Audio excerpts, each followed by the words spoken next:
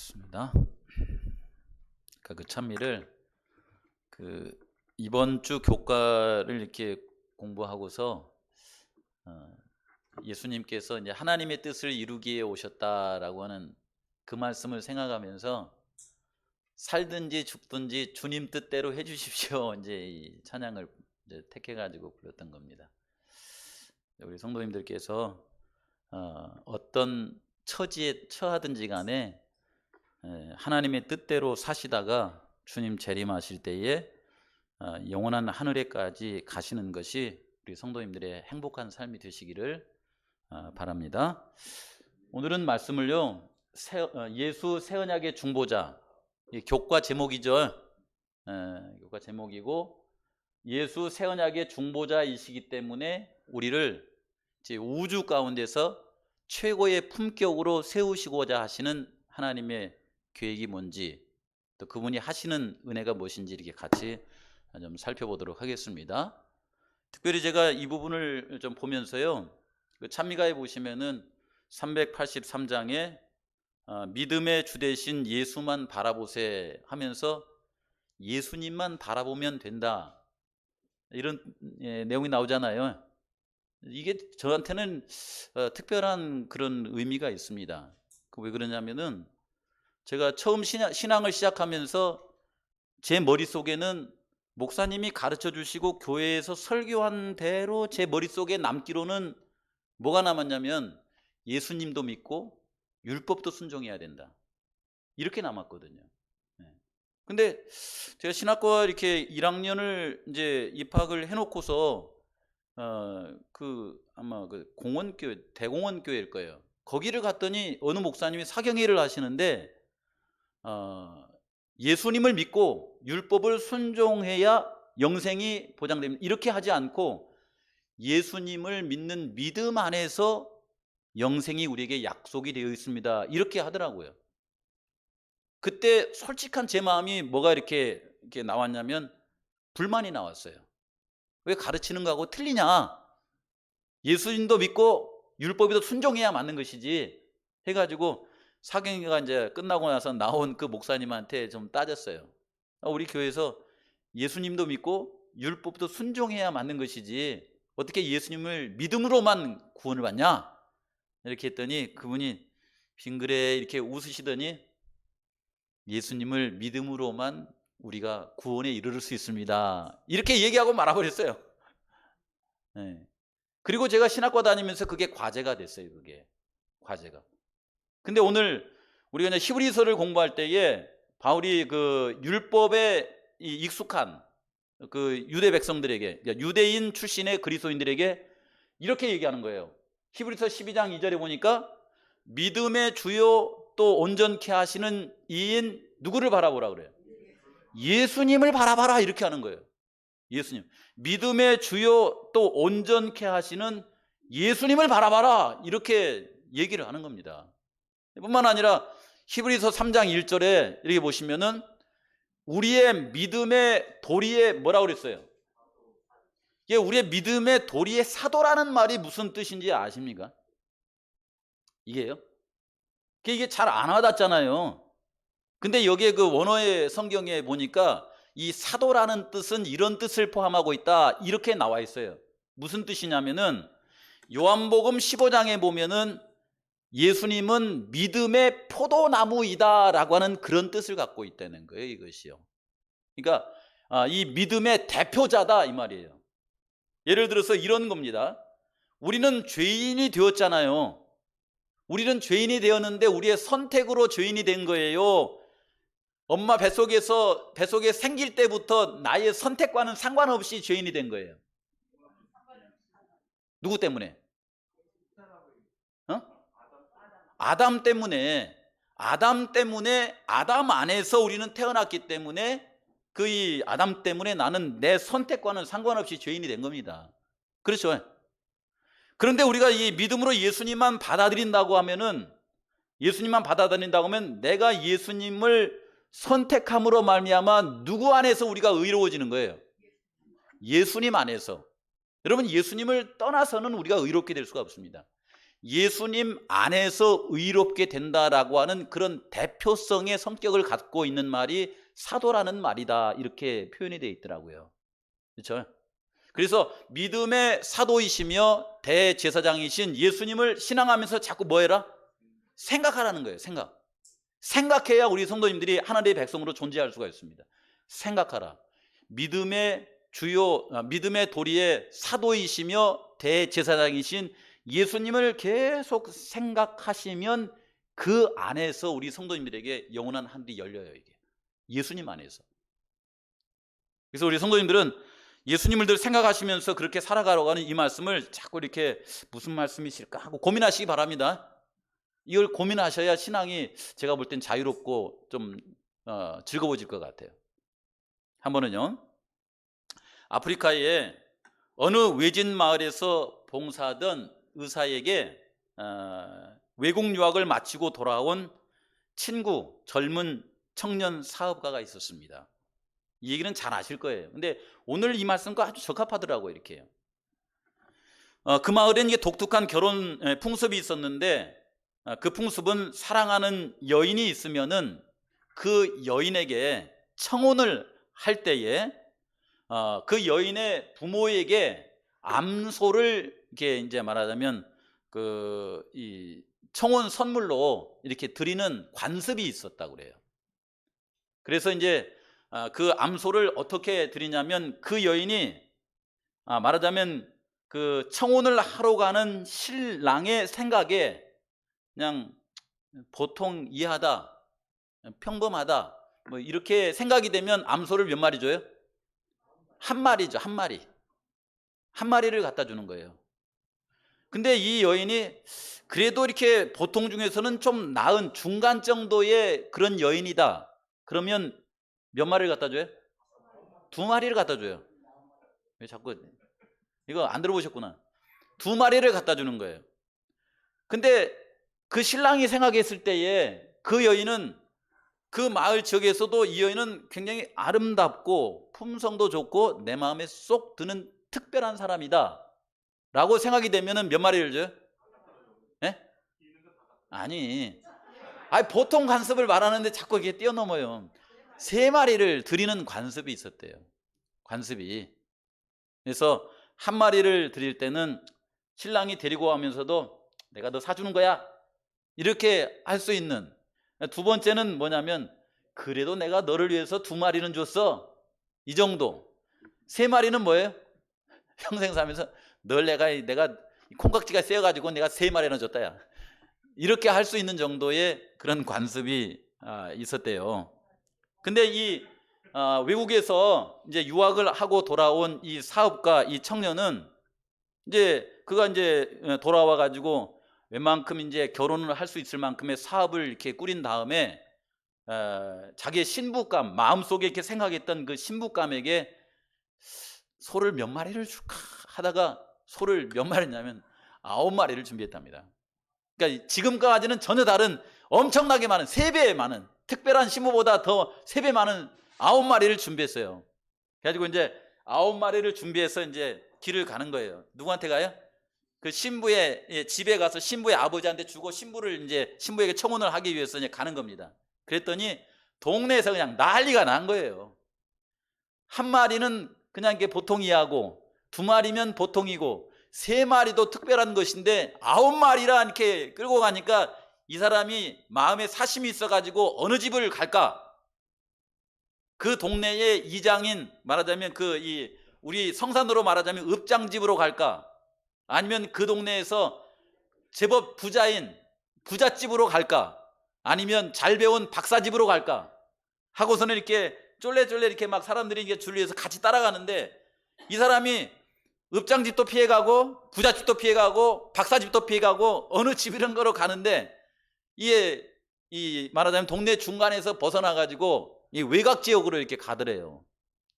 그리고 가가서 도착한 집은 뭐냐면 아주 그 오두막집에, 아버지는 늙고 이렇게 이제 말한 그런 분, 거기에 또 이제 한 여인이 이렇게 나오는데 이렇게 막 이렇게 이 광대뼈가 튀어나와가지고는 이렇게 깡 마르고 키는 좀 크긴 한데 좀 못난 그런 여인이 나오는데, 그 말하자면 사업가가 그 9마리의 소를 주저하지 않고 이제 나이 드신 늙은이에게 딱 드리면서 따님을 사랑합니다.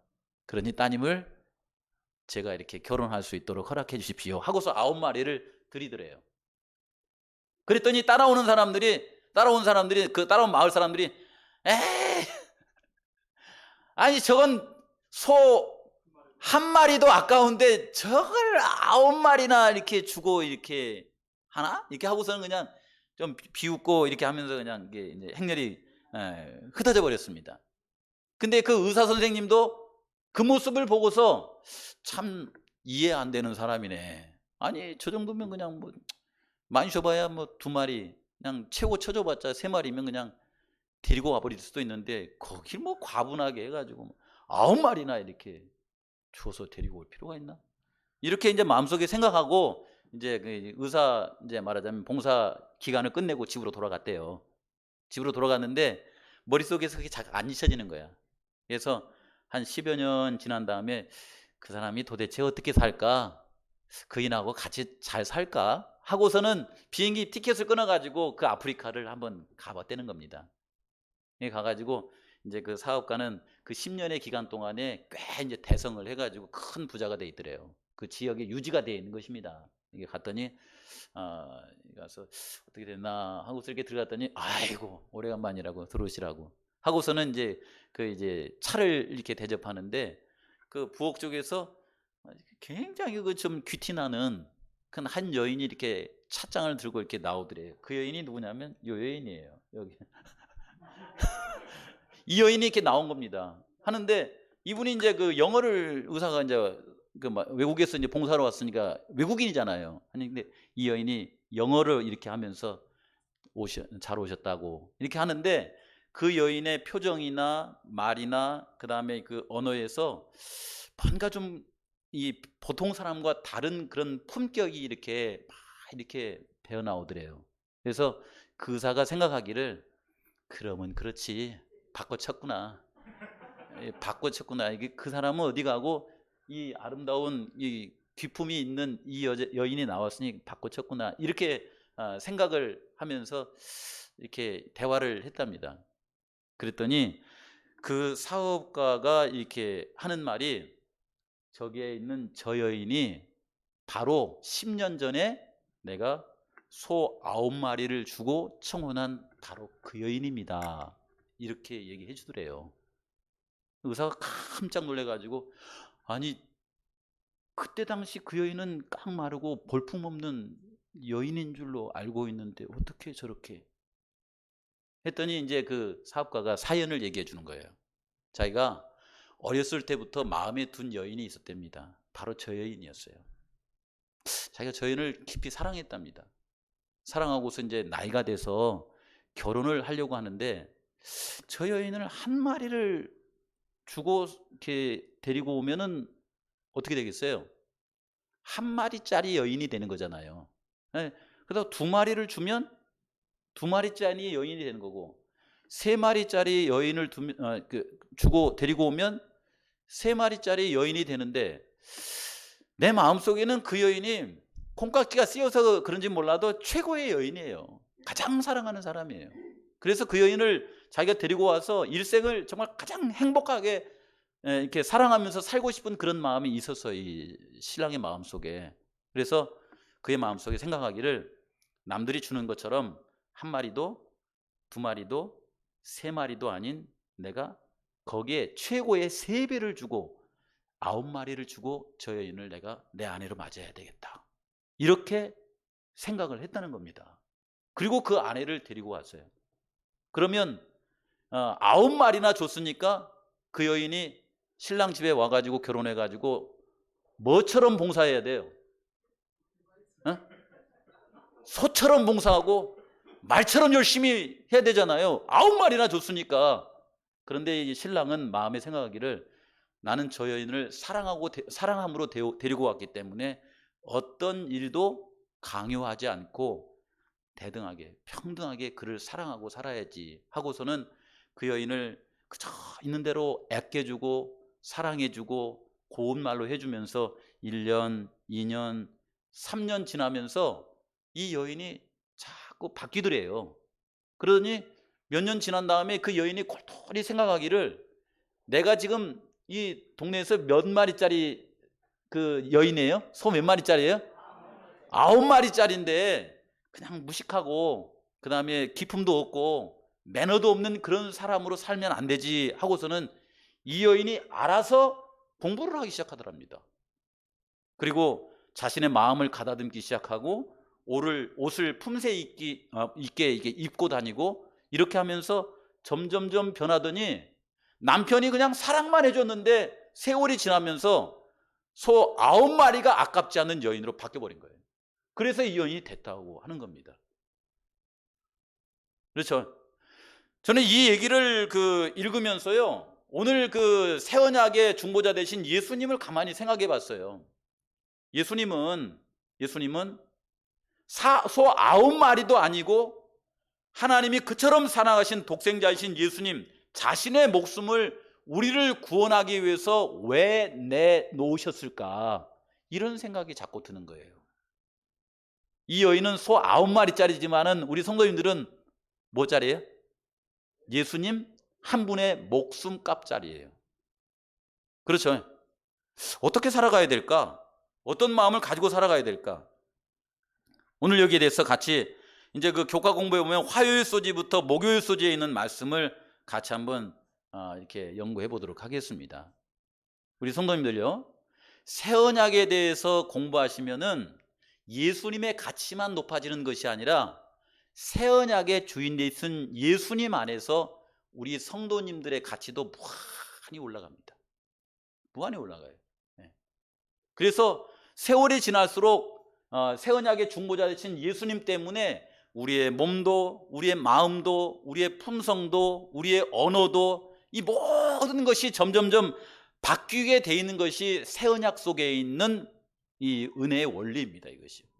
그래서 여기 이렇게 나와 있습니다. 아까 제가 읽어드렸죠? 새 언약은 더 좋은 약속, 즉 죄의 용서의 약속과 마음을 새롭게 하고 마음을 하나님의 율법의 원칙과 일치하게 하는 하나님의 은혜의 약속 위에 세워졌다. 이것이 다 새 언약의 이 약속 위에 세워진 거예요, 이것이요. 김치호 목사님하고 이렇게 얘기하다가 어떤 얘기를 했냐면은, 하나님의 율법을 한마디로 얘기해봐라 했더니 사람들이 대답을 잘 못한대요.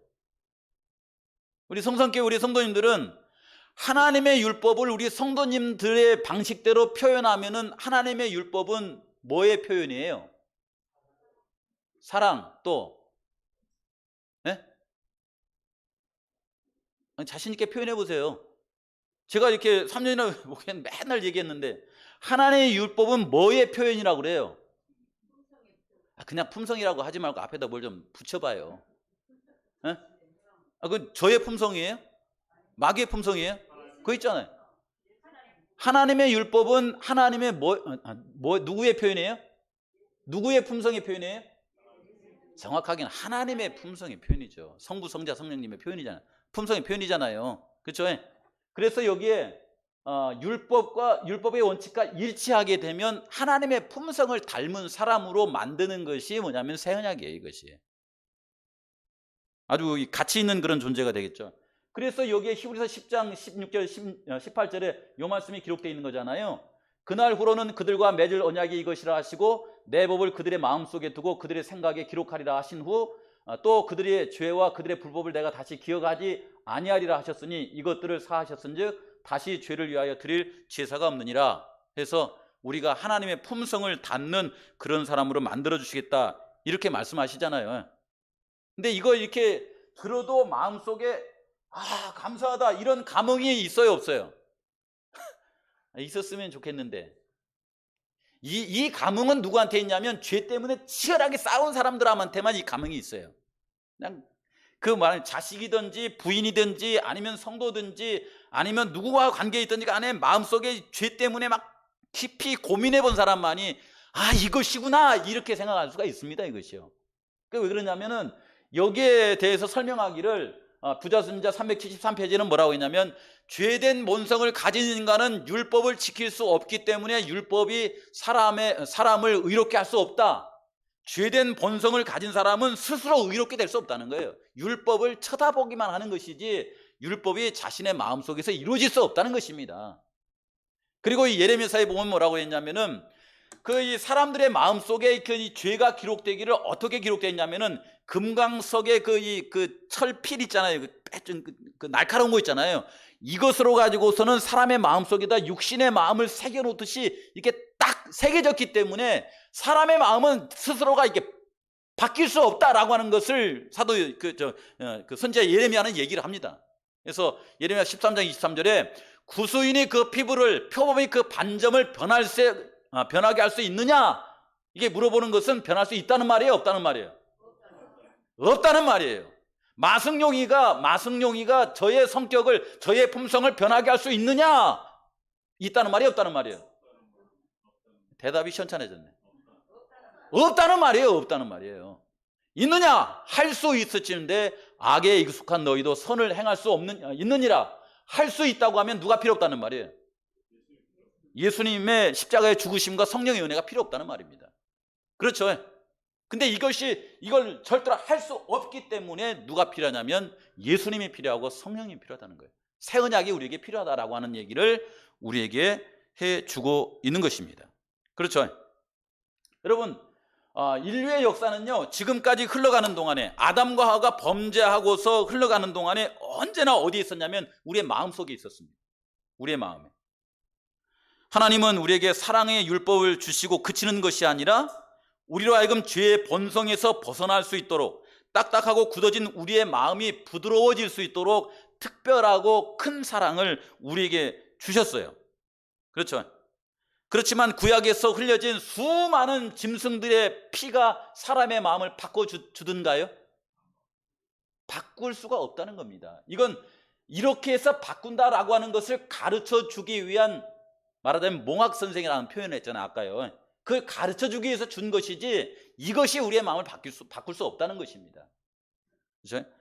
그래서 우리를 위해서 우리의 세상죄를 지고 가시는 하나님의 어린 양으로서 예수님께서 이 땅에 오셔서 우리의 마음속에 있는 모든 죄에 대해서 죽고, 그 다음에 끊임없이 성령의 감화를 주셔서 우리 안에 성령이 역사하도록 하시고, 그 성령께서 우리 안에 역사하실 때에 우리의 마음속에 무슨 마음이 생기냐면 새 마음이 생긴다는 거예요. 새 마음. 여기 이렇게 기록되어 있잖아요. 돌판에 새겨진 같은 율법이 성령에 의하여 마음판에 기록이 된다.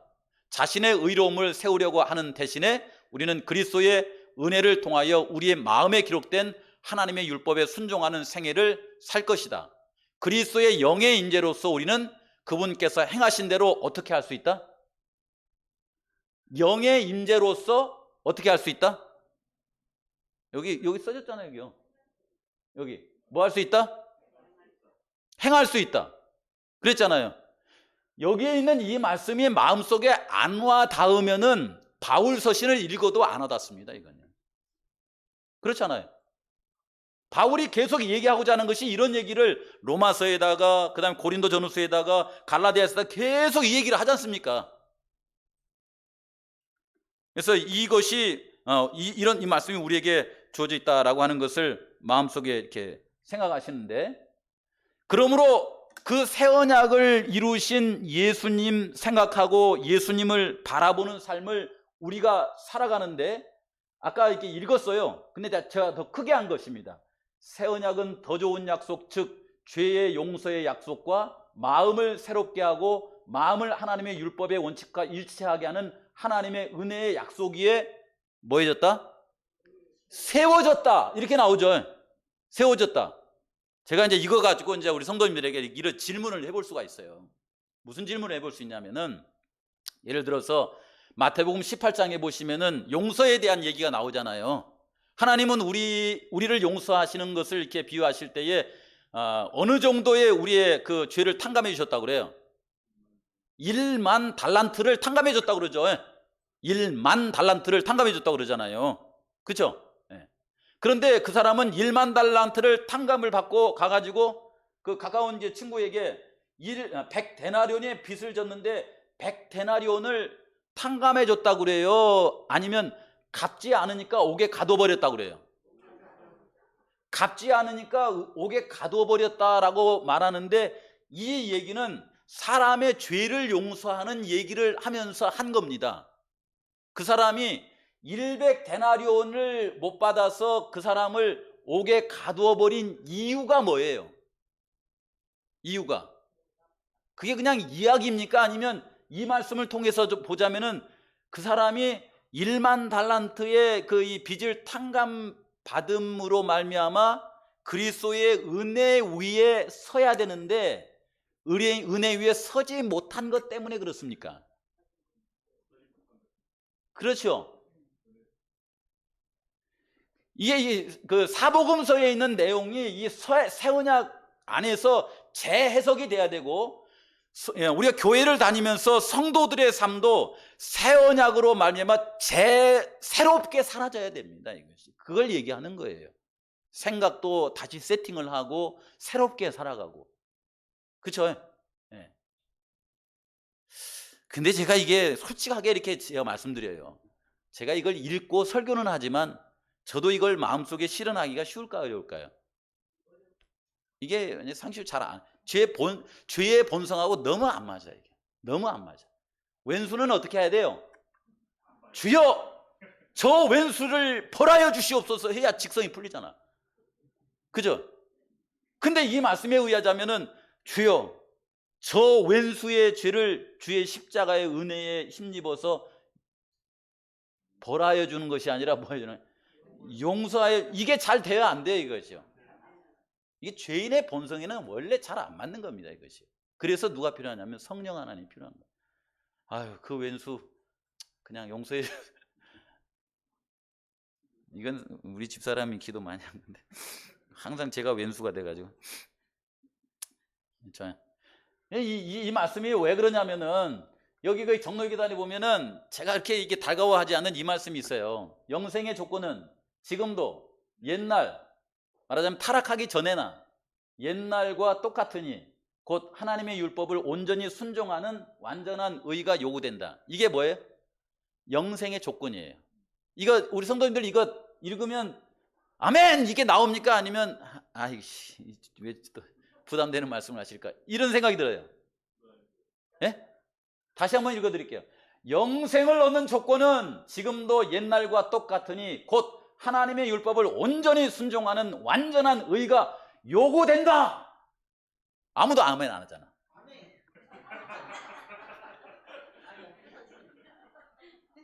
아무도 제가 얘기하니까 깜짝 놀래가지고 아멘. 제가 이런 말씀을 읽으면서 제 솔직한 말씀을 드리고 싶은 거예요. 저도 여기 있는 말씀에 아멘이 잘 안 나와요. 왜냐하면 이 말씀을 읽자마자 듣자마자 무슨 생각이 나요? 제가 이걸 그렇게 안 살았거든요. 저희 집사람이 뭐 지금 조금만 삐딱하게 하면 화가 빵 나가지고 막 큰 소리 지르고 애들한테도 그러고, 우리 집사람은 많이 싸우고 우리 어머니하고도 많이 싸우고 또 우리 애들하고도 많이 싸우고 많이 싸우고 살잖아요, 우리가. 그렇죠? 그러니까 이 말씀을 그냥 예수님 없고 내 안에서만 생각하면은 사람을 뭐하게 만들어요? 사람을 절망하게 만들잖아요. 이게 희망을 꺾어 놓잖아요. 영생의 조건은 율법에 완전히 순종하는 의가 필요된다 이렇게 하면 그렇지 않습니까? 다 그래요, 안 그래요? 저만 그래요? 제가 보니까 다 그런 것 같아요. 예, 예. 그래서 제가 이 말씀을 읽을 때에 참 마음이 좀 답답한데, 이 답답한 말씀을 해결할 수 있는 방법이 아까 그 말씀이에요. 나는 이룰 수 없지만은 반복하여서 우리 마음속에 새겨야 될 약속이 뭐냐면, 새 언약은 더 좋은 약속, 즉 죄의 용서의 약속과 마음을 새롭게 하고 마음을 하나님의 율법의 원칙과 일치하게 하는 하나님의 은혜의 약속 위에 세워졌다. 뭐가요? 새 언약은. 그래서 이 새 언약 안에서 자꾸 자신을 바라봐야 됩니다. 그러겠죠. 이 새 언약이 세워지지 않았으면은 희망이 없잖아요. 안 되잖아요. 원래 성경에서도 죄인은 의롭게 살 수 없다고 그래놨어요. 근데 예수님 안에서, 하나님의 은혜 안에서 이것이 가능하다라고 이렇게 해놨기 때문에 이 말씀을 우리 성도님들이 매 순간 이렇게 바라보고 살아가는데, 여기 이 말씀에도 이게 뭐라고 나와 있냐면 이렇게 나와 있어요. 히브리서 10장 10절에 보니까 새 언약 안에 있는 은혜로운 약속에 이렇게 나왔어요. 이 뜻을 따라 예수 그리스도의 몸을 단번에 들이심으로 말미암아 우리가 뭘 얻었어요? 제가 율법을 하나 둘 셋 넷 다섯 여섯 일곱 여덟 아홉 열 가지를 자세하게 지켜서 거룩함을 얻었어요? 아니면 예수님을 십자가에 단번에 들임으로 말미암아 우리가 거룩함을 얻었어요? 여기 이렇게 나와 있잖아요. 예수님 때문에 우리가 거룩함을 얻었다고. 그렇죠? 그 다음에 히브리서 10장 12절 14절에 오직 그리스도는 죄를 위하여 한 영원한 제사를 드리시고 하나님의 우편에 앉으사 그 후에 자기의 원수들을 자기 발등상이 되게 하실 때까지. 이때가 언제예요? 그 후에 자기의 원수들을 자기 발등상이 되게 하실 이때가 언제예요? 네? 이때가 언제? 이때까지는 우리가 싸워야 되는데 이때가 언제예요?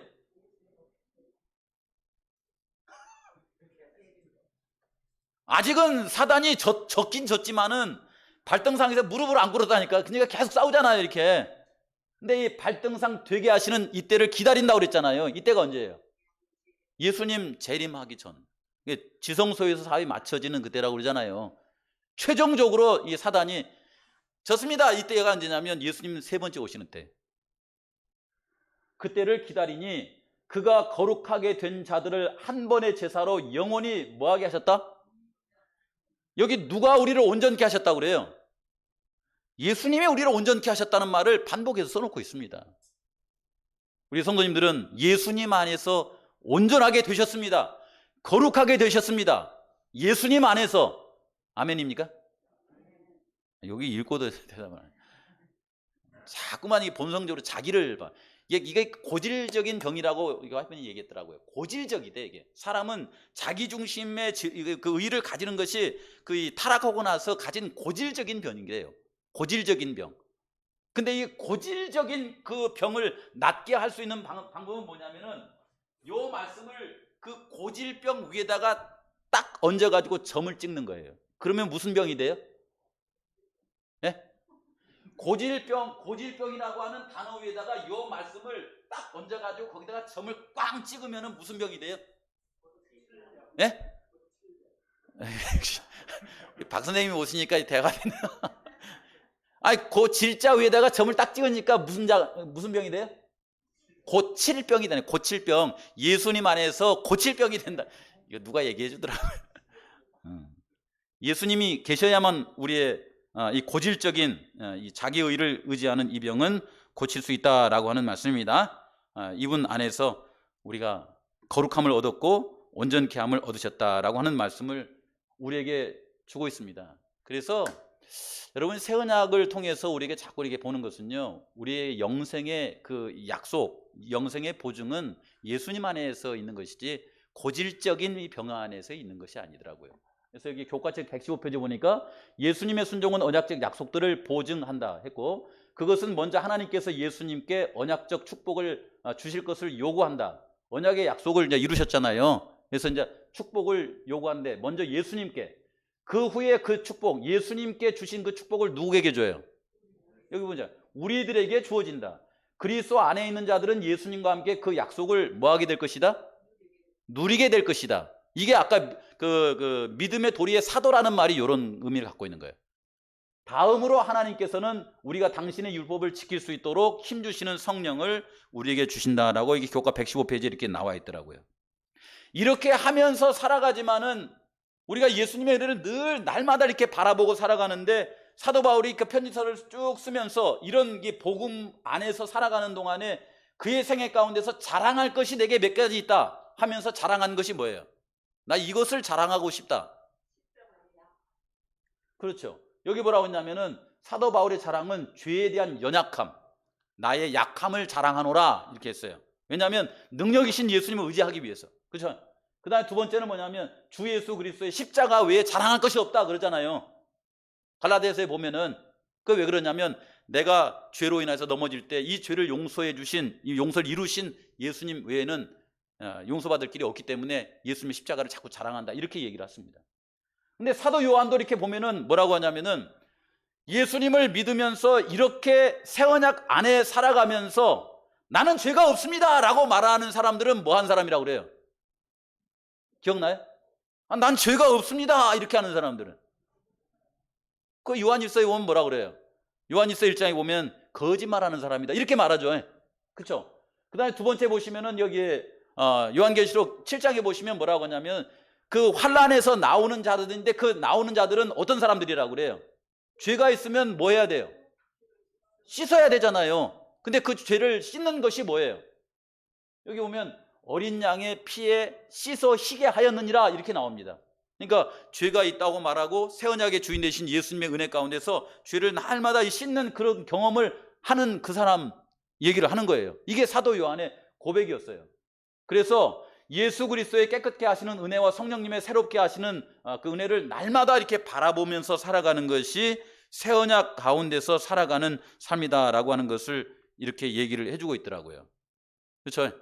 그래서 이걸 생각하면서 요 성경절을, 오늘 이거 기억절이죠? 요 얘기를 준 거예요. 지금 우리가 하는 말의 요점은 이러한 대제사장이 우리에게 있다는 것이라, 그는 하늘에서 지극히 크신 이의 보좌 우편에 앉으셨으니 이제 그는 더 아름다운 직분을 얻으셨으니 그는 더 좋은 약속으로 세우신 더 좋은 언약의 중보자시라, 이 얘기를 하고 있죠.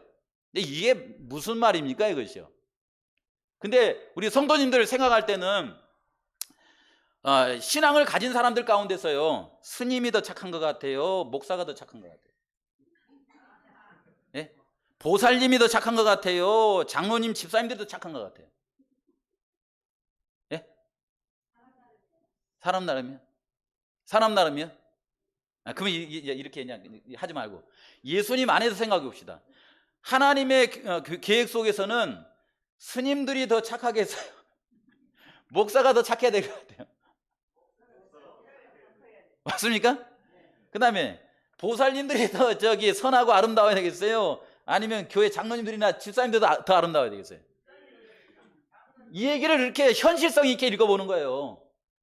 그는 이제 더 아름다운 직분을 얻으셨으니, 예수님이 이 직분을 가지신 거잖아요. 더 아름다운 직분을 얻으셨으니 그는 더 좋은 약속으로 세우신 더 좋은 언약의 중보자시라. 이분 때문에 사람들이, 예수님을 믿는 사람들이 자꾸만 변화될 수 있는 그런 은혜를 우리에게 주신다라고 하는 것을 주시면서, 고린도전서 12장 31절에 보면은 우리가 살아가면서 자꾸만 예수님 없이 생각하지 말고 더 좋은 큰 은사, 더 좋은 길, 이걸 자꾸 생각하면서 그것을 바라보고 살아가도록 해라 라고 하는 말씀을 우리에게 주고 있습니다. 그래서 희망은 누구한테 있냐면 내가 예수님을 붙잡는 데 있더라고요. 이렇게 보니까.